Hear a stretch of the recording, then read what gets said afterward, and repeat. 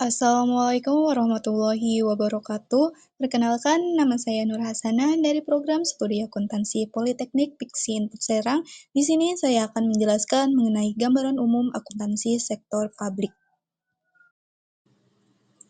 Apa sih itu akuntansi sektor publik, teman-teman? Jadi, akuntansi sektor publik adalah sistem akuntansi yang digunakan oleh entitas pemerintah dan organisasi nirlaba untuk mencatat, mengelola, dan melaporkan keuangan.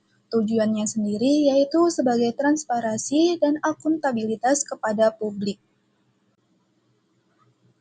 Perbedaan akuntansi sektor publik dan swasta. Sektor publik berfokus pada pelayanan masyarakat dan sumber pendanaannya dari pajak serta dana pemerintah, sedangkan sektor swasta berfokus pada profit dan sumber pendanaannya dari penjualan barang atau jasa.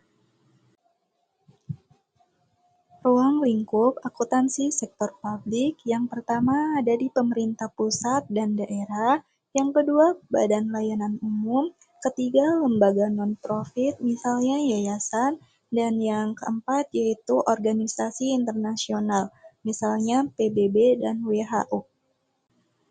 Tujuan dan fungsi akuntansi sektor publik. Yang pertama, transparansi dan akuntabilitas, berfungsi untuk memastikan dana publik digunakan dengan benar. Yang kedua, efisiensi dan efektivitas, berfungsi untuk mengoptimalkan penggunaan sumber daya. Yang ketiga, pengambilan keputusan yang berfungsi untuk membantu pemerintah dan pemangku kepentingan dalam perencanaan anggaran.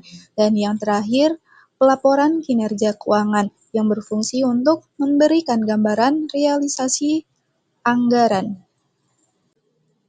Prinsip-prinsip akuntansi sektor publik. Yang pertama, kesinambungan. Artinya, pemerintah terus beroperasi tanpa batas waktu. Yang kedua, akuntabilitas. Artinya, bertanggung jawab atas penggunaan dana. Yang ketiga, transparansi, yaitu informasi keuangan harus terbuka untuk publik. Dan yang terakhir, keseragaman. Artinya, standar akuntansi yang digunakan harus sama. Standar akuntansi sektor publik terdapat di Pernyataan Standar Akuntansi Pemerintahan (PSAP) dan juga ada di Peraturan Pemerintah Nomor 71 Tahun 2010 tentang PSAP. Jenis basis akuntansi ada dua, yaitu basis kas dan basis akrual. Basis kas adalah pencatatan yang dilakukan saat kas diterima atau dikeluarkan. Sedangkan basis akrual adalah pencatatan dilakukan saat transaksi terjadi. Siklus akuntansi sektor publik ada 4. Yang pertama, perencanaan anggaran. Yang kedua, pelaksanaan anggaran. Yang ketiga, pencatatan dan pelaporan keuangan. Dan yang terakhir, audit dan evaluasi. Baik, teman-teman, di sini adalah contoh laporan sektor publik. Yang pertama ada laporan realisasi anggaran, dan yang kedua ada laporan perubahan saldo anggaran lebih, dan yang ketiga neraca pemerintahan.